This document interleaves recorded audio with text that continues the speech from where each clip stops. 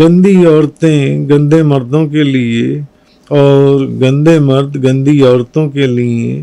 اور پاکیزہ عورتیں پاکیزہ مردوں کے لیے اور پاکیزہ مرد پاکیزہ عورتوں کے لیے، یعنی ان پاکیزہ لوگوں کے لیے بخشش اور عزت کی روزی ہے۔ تو گندی عورتیں، یہ اللہ پاک نے قرآن پاک میں فرما دیا، گندی عورتیں گندے مردوں کے لیے، گندے کے لیے گندا ہی لائق ہے، اور گندا آدمی گندی باتوں ہی کے پیچھے جاتا ہے۔ مفسرین نے یہ لکھا، اور گندی باتیں گندے آدمی کا وتیرہ ہوتی ہیں۔ جو گندا آدمی ہے اس کا شوق